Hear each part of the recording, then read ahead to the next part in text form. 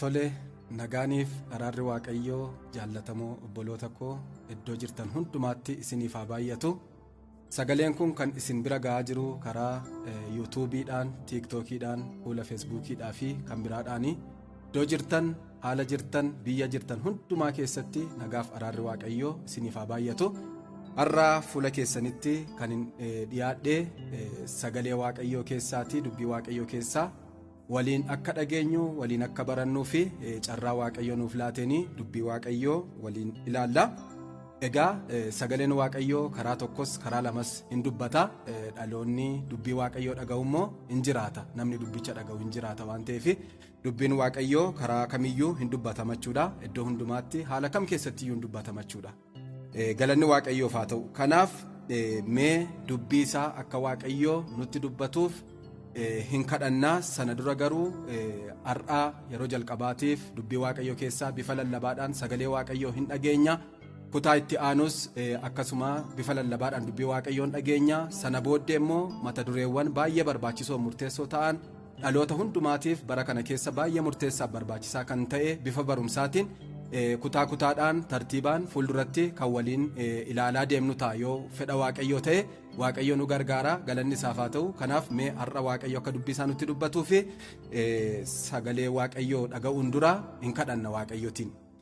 Gooftaa Yesuus amanamaaf tolaa, jiraataa abbaa keenyaa, alfaaf omeegaa, jalqabaaf xumura waan hundumaa kan taate Elshaadaayii danda'a Waaqayyo waaqa keenyaa, guddaa baay'isnee si galateeffanna. Galanniif ulfinni guddaan siif haa ta'u.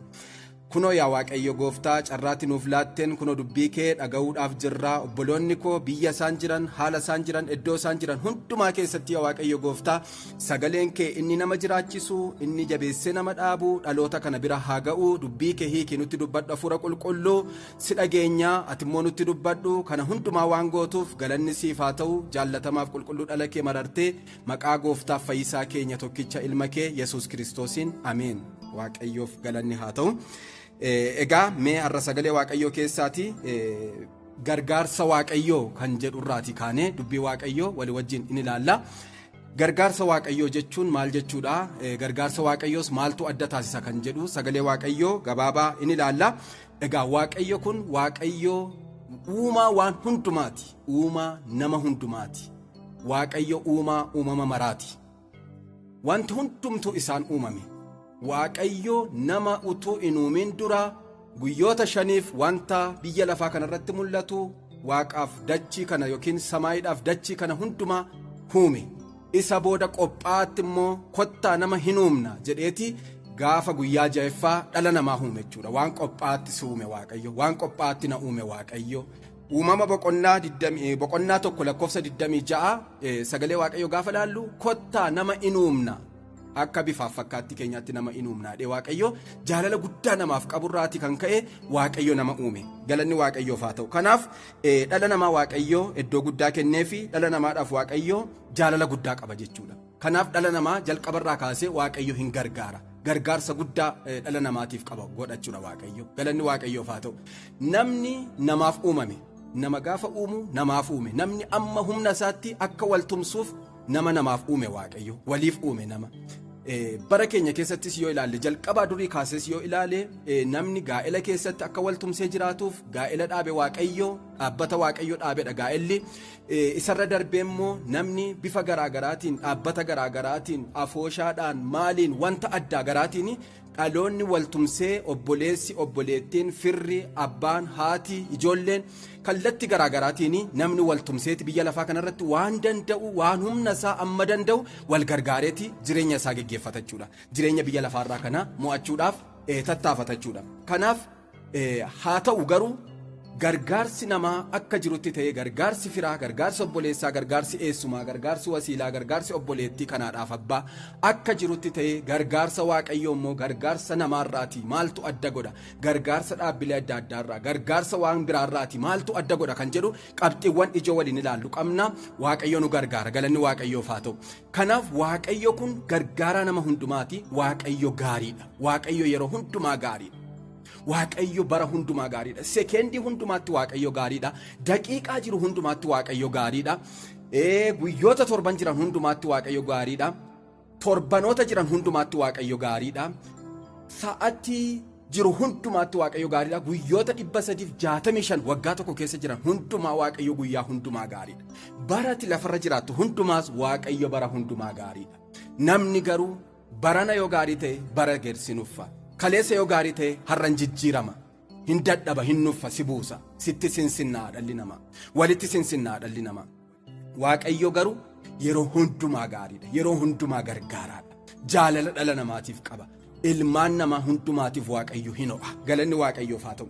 Kanaafi gargaarsa waaqayyoo egaa gargaarsa namaarraa gargaarsa biraarraa maaltu adda godha kan jedhu qabxiiwwan 4 wal duraa duubaan in ilaalla. Inni jalqabaaf, inni guddaa, inni ijoon tokkoffaa gargaarsa waaqayyoo wanti adda taasisu qabxiin tokkoffaan waaqayyo karaa hundumaa nama gargaara. Haleluuyaa! Waaqayyo karaa hundumaa nama gargaara. In all direction. Bahulluma aqxaacha waaqayyo karaa hundumaa nama gargaara. Galanni maqaa isaatiif haa ta'u. Mee sagalee waaqayyoo keessaati Roomee boqonnaa 8 lakkoofsa 28 walii wajjin hin dubbifannaa. Roomee boqonnaa 8 lakkoofsa 28 sagalee waaqayyoo waliin dubbisna. Akkas jedha sagaleen kun maqaa gooftaa Yesuus Kiristoosiin nan dubbisa. Roomee 8:28 waaqayyo warra isa jaallatan karaa hundumaa gargaaree gara gaariitti isaan in geessa. Haleluuyaa! Waaqayyo warra isa jaallatan karaa hundumaa gargaaree gara gaariitti isaan in geessa. Isaan warra akka akeeka isaatiitti waamamanidha.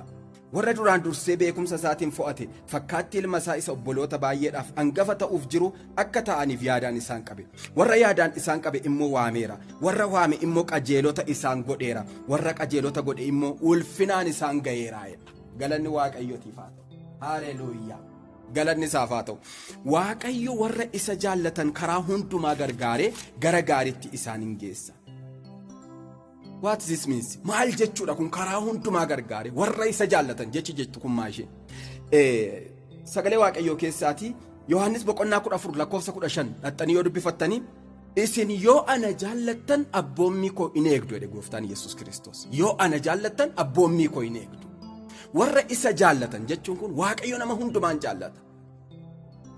Addatti garuu warra isa jaallatan kan jedhu kuni warra isaaf abboomaman, warra isatti bulan, warra isa sodaatan, warra isaaf sagadan, warra isa amanatan jechuudha.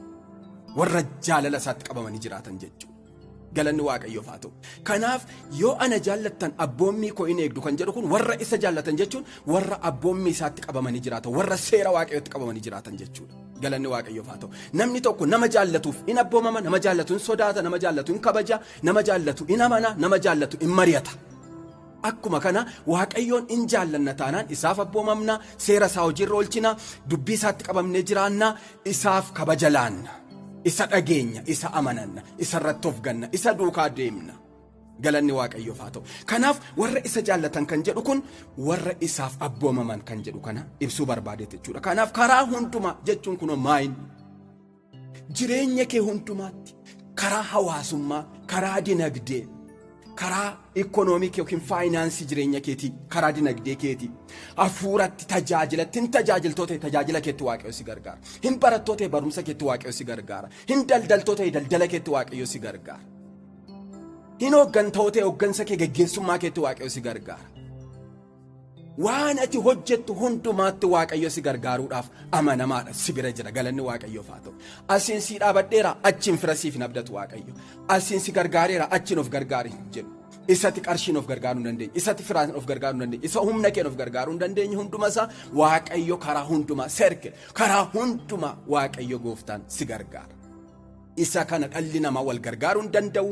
Namni karaa hundumaa nama gargaaru ardii kana jala jira. Addunyaa kanarra hin jiru. Aduu kanaa gadi hin jiru. Eenyuyyuu karaa hundumaa si gargaaruu hin danda'u. Tokkicha waaqayyoon isa amanamaa qofatu, isa danda'a qofatu, isa waan hundumaa gochuu danda'utu karaa hundumaa nama gargaaruu danda'a. Galanni waaqayyoof haa ta'u. Kanaaf sagalee waaqayyoo keessatti akka ilaalu waaqayyo warra isa jaallatan karaa hundumaa gargaaree gara gaariitti isaan hin geessa. Gargaaruu waaqayyoo kun immoo garamitti gara gaariitti jechuudha. Gara salphinaatti miti si gargaaree deebi'ee si balleessa miti waaqayyo. Si gargaaree gara ulfinaatti, si gargaaree gara gaariitti, si gargaaree gara sati eegduutti, si gargaaree gara siif yaadetti si geggeessa waaqayyo. Ermiyaas boqonnaa 29 lakkoofsa 11 irraati dubbiin waaqayyo akka jedhu Yaadan isiniif yaada anuma duwwaatu beeka. Inni immoo yaada gaarii fi yaada nagaa, yaada gara fuulduraatti wanta isin eeggattanis isiniif raawwachuuti malee yaada isin balleessu miti. Haleluuyaa. Galanni Waaqayyoof haa ta'u. Yaada gaarii, yaada nagaa, yaadi Waaqayyo nuuf yaade. Isa nutti meduwwaa miti, kan nutti himin, kan nuti hin beekne, kan nuti quban qabne. Waaqayyo yaada gaarii nuuf yaadee jira. Waaqayyo yaada gaarii siif yaadee jira obboleessa obboleettii ko. Iddootti jirtutti namni nagaa siif yaadu, namni gaarii siif yaadu dhibuu danda'a. Ati ofii keef gaarii yaaduu dhiisuu dandeessa. Waaqayyo garuu baruma ulfaataa kana keessa, baruma sodaachisaa kana keessa Waaqayyo si gargaaree bara ulfaattuu kana keessa ulfinaan si dabarsuu danda'a. Karaa hundumaa si gargaaree bara ulfaattuu kana keessa ulfinaan si dabarsuu danda'a Waaqayyo. Si kabajee si gargaaree si geggeessuu danda'a Waaqayyo. Kanaaf inni sirraa eegamu isaaf abboomamuudha, isa dhaga'uudha, isa amanachuudha, isa irratti of gatuudha, dubbii isaa dhaga'uudha. Dubbii isaa yoo dhageesse in jiraatta waan ta'eef, bara hin jiraatamne jiraatta waan ta'eef, haala hin jiraatamne keessatti nama jiraachisa waan ta'eef dubbii Waaqayyoo dhaga'uun, biyya hin jiraatamne keessatti nama jiraachisa waan ta'eef, iddoo hin jiraatamnetti nama jiraachisa waan ta'eef dubbii Waaqayyoo dhaga'uun. Galanni Waaqayyoof haa ta'u. Waaqayyo immoo si gargaaruuf achuma jira. Waaqayyo immoo si gargaaruuf si bira jira. Maqaan isaa haa ulfaatu. Galanni Gooftaa keenya Yesuus Kiristoosiif haa ta'u. Inni lammeffaani gargaarsa Waaqayyoo maaltu adda taasisa kan jedhu qabxii lammeeffaa yeroo hundumaa nama gargaara Waaqayyo. All the time. Yeroo hundumaa nama gargaara Waaqayyo. Maqaan Waaqayyoo haa eebbifamu. Yeroo hundumaa kan nama gargaaru Waaqayyo malee hin jiru. Iyyaasu boqonnaa 1:5 dhattanii yoo dubbifattan dubbii Waaqayyoo akkas jedha. Nan dubbisa sagalee kana. Iyyaasu boqonnaa 1:5 sagaleen Waaqayyoo akkas jedha. Bara jireenya kee hundumaatti namni si dura dhaabachuu danda'u hin jiru. Musee wajjin akkuman ture si wajjinis nan ta'a. Ani sin dhiisu sin irraanfadhu. Galanni maqaa isaatiif haa ta'u. Bara jireenya kee hundumaatti namni si dura dhaabachuu danda'u hin jiru. Bara jireenya kee hundumaa. Kana jechuun yeroo hundumaa jechuudha. Baratti lafarra jiraattu hundumaatti eenyuyyuu si dura dhaabachuu hin danda'u. Musee irratti na argaa turte. Musee wajjin akkanitti mul'adhe saba koo geggeessaa ture. Kanaaf akkuma Musee wajjin ta'aa ture sana, akkuma Musee irratti na beektu sana si wajjin nan ta'a. Waaqayyo Musee wajjin galaana gargar hiree saba Israa'eliin lafa duwwaarra, lafa gogaarra amantiidhaan isaan ceesiseera. Harka diinaa isaan oolcheera. Danqaa isaan dabarseera. Iyyaasu wajjin ta'e immoo Waaqayyo amma isaan lolanii injifatanitti aduu dhaabeera. Isa jedheef Waaqayyo amanamaadha. Si wajjin nan ta'a jennaan si wajjin ta'a Waaqayyo. Eenyuyyuu san daangessu Waaqayyooti. Garaa haadha kee keessaa kaasee Waaqayyo baratti lafarra jiraattu haadha kee wajjin walitti si baate, garaa haadha kee keessatti immoo bishaan taate akka ittiin dhangalaane garaa haadha kee keessatti si eege. Harmee kee yookiin immoo gaafa haati kee si deessu immoo haadha keessiinis barruu isaatti si baate, nama hundumaa barruu isaatti baata Waaqayyo waan ta'eef. Walitti si baate haadha kee wajjin. Ijoollummaa keetti akka ati karaatti nafne si guddise Waaqayyo. Haadhaaf abbaa keetti utuu sin dhiisi. Barruu isaarratti si baate. Yeroo ol kaatu, yeroo gadi buutu, yeroo beektu, yeroo wallaaltu, yeroo jaallatamtu, yeroo jibbamtu, baratti kabajamtu, baratti tuffatamtu, baratti jajamtu, baratti immoo salphattu, baratti qabdu, baratti hin qabne. Waaqayyo yeroo hundumaa si gargaaruudhaaf si bira jira. Waaqayyo yeroo hundumaa sitti dhiyoo jira. Waaqayyo yeroo hundumaa si wajjin jira. Galanni Waaqayyootiif haa ta'u. Kanaaf Waaqayyo kana eenyuyyuu sirraa adda baasuu hin danda'u. Namni namatti amatee adda si baasuu danda'a namarraa maleessa Waaqayyotti si hamatee Waaqayyo irraati namni adda si baasuu gonkumaa hin danda'u. Waaqayyo namarraa waa'ee keetiif dubbiin fuudhu. Dubbiin funaanu. Ofii isaatii beekaadha Waaqayyo. Ofii isaatii garaa namaa fonqolchee beeka Waaqayyo. Isa namni si beeku caalaas si beeka Waaqayyo. Isa tokko beektu caalaas si beekas siif beekas Waaqayyo. Galanni maqaa isaatiif haa ta'u. Waaqayyo haa eebbifamu. Kanaaf yeroo hundumaa kan nama gargaaruu danda'u Waaqayyoof Waaqayyo qofadha. Haatiif abbaan kee yoo baay'ate amma waggaa 18 ati geessutti, amma umurii dargaggummaatti seentutti, amma ati barattee xumurtutti, amma ati mana dhaabbattutti si deeggaruu danda'u. Yoo danda'an si deeggaruu danda'u. Kanaan ala buna keessa taa'anii gaafa ati akka ati irraa adda baatu barbaadan yoo ati dhiira ta'e ilma bobaluu kun fuudheera, ilma bobaluu iji ergateera jedhaniiti dubbii bira qabaadhaan sitti haasa'u.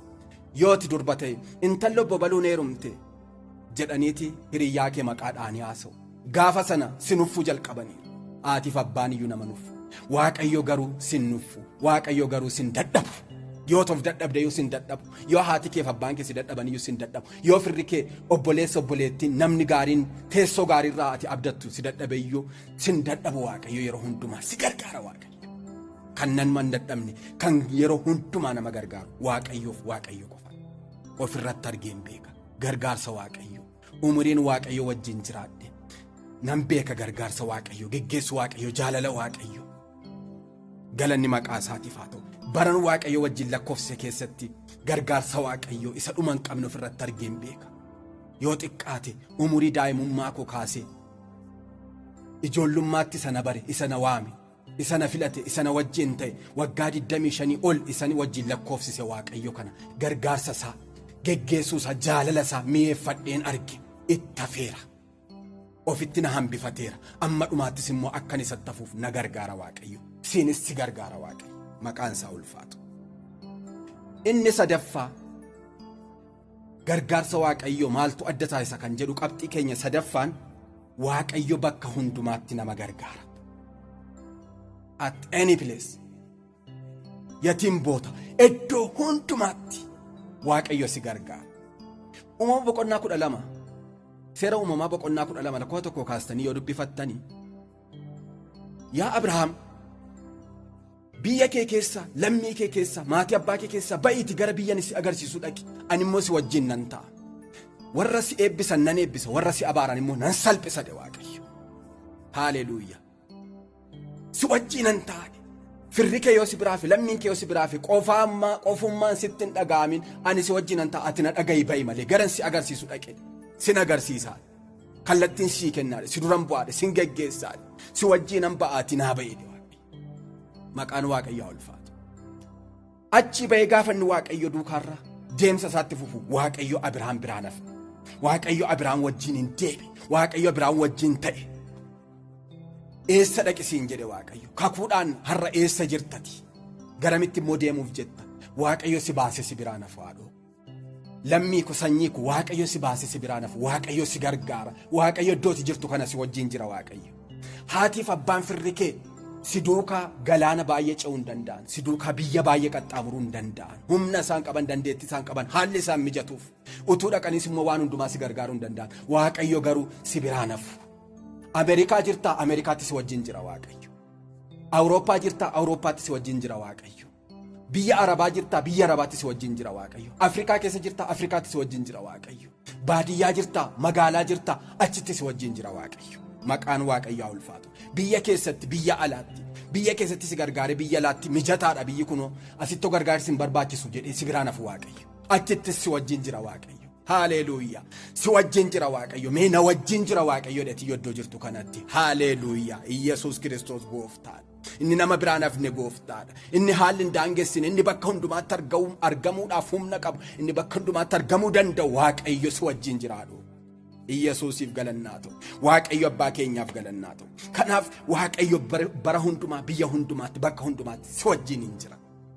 Kun baay'ee nama gammachiisa. Kun sagalee guddaadha. Si biraan hafu hiriyyaan ati abdattu, abbaan manaa, haati manaa, jaalalleen dhugaa ati qaba jettu lafa kanarraa namni ati baay'ee naaf dhimma, baay'ee naaf yaada namni ati jettu si biraa hafa.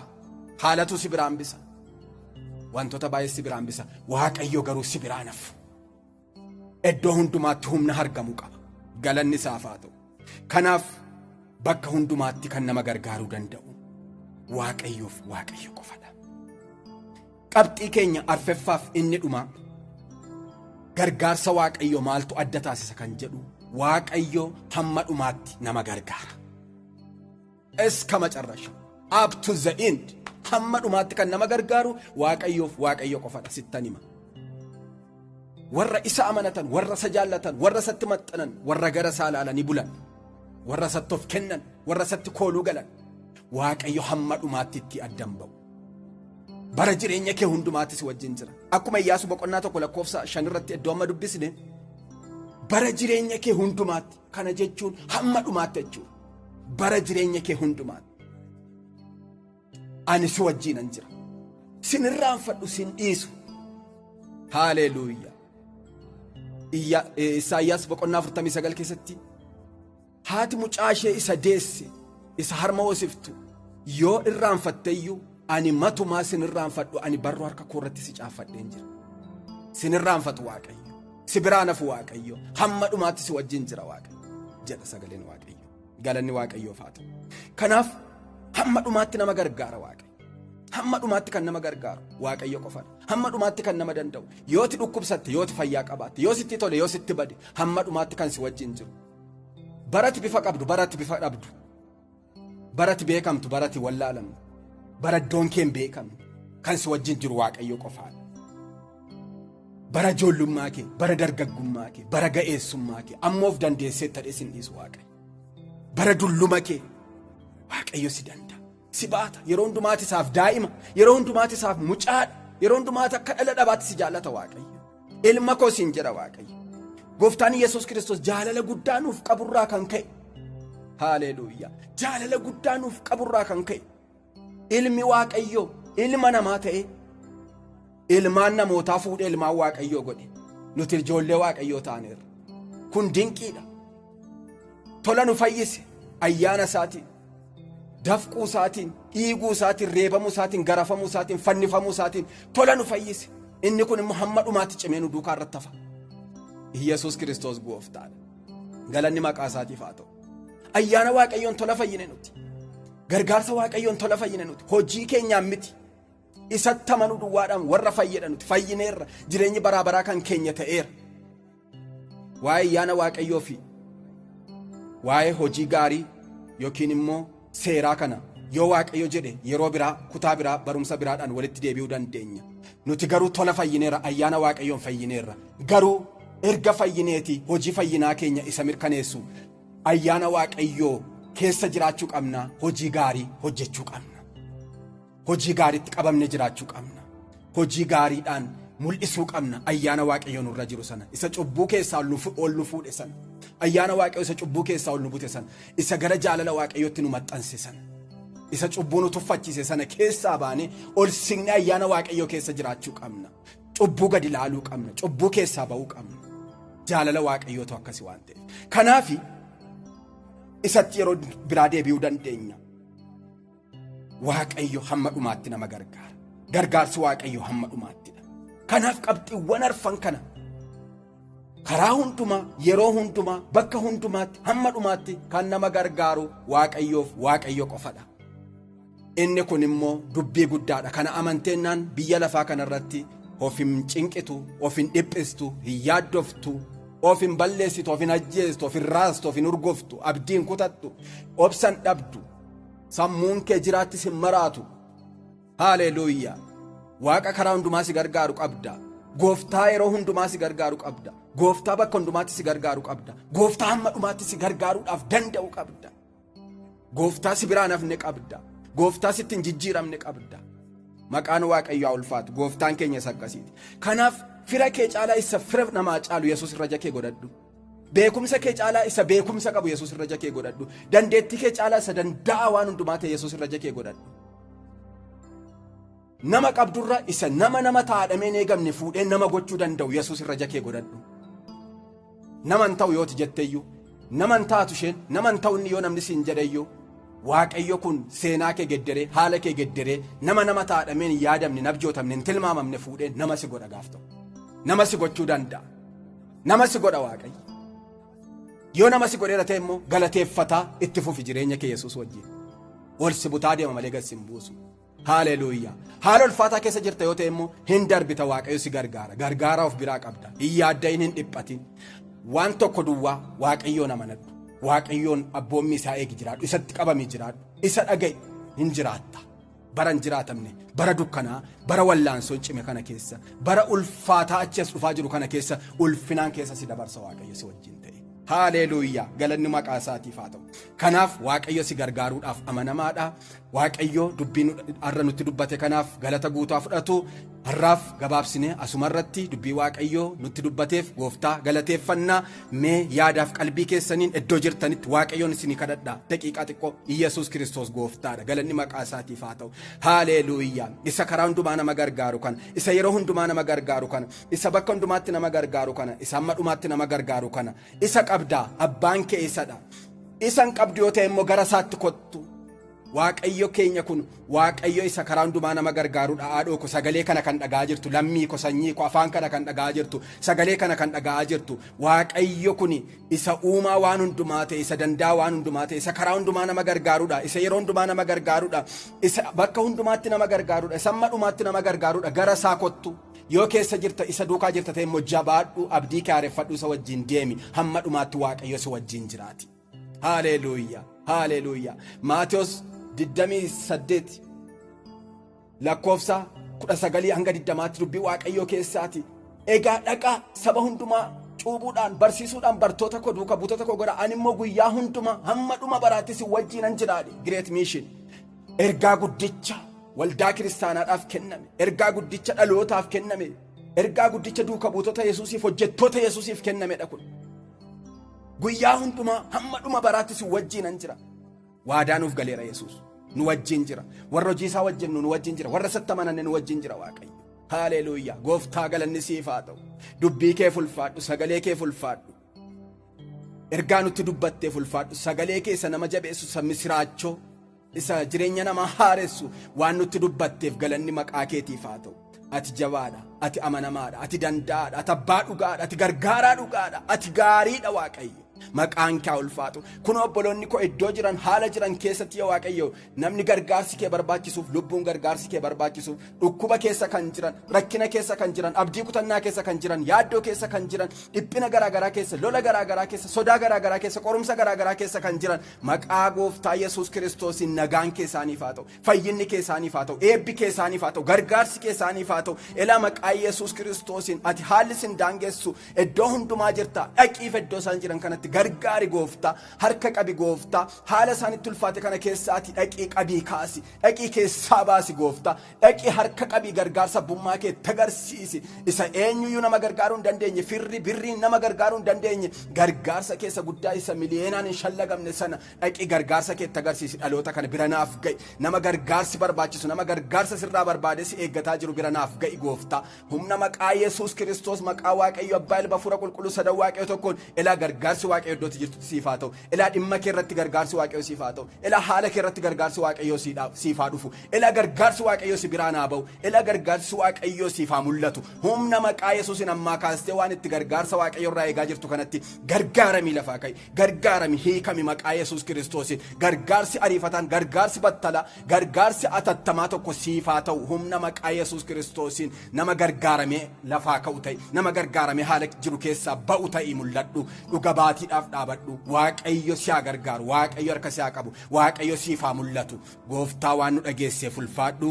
Jaallatamaa ilma kee maqaa gooftaa Yesuusiin ameen. Waaqayyo sin haa eebbisu. Yoo isinitti tolee riiposti godhaa, sheer godhaa, laayik godhaa, foloo godhaa. Waaqayyo sin haa eebbisu. Kutaa biraadhaan walitti deebinaa. Eebbifamaa. Shaaloom.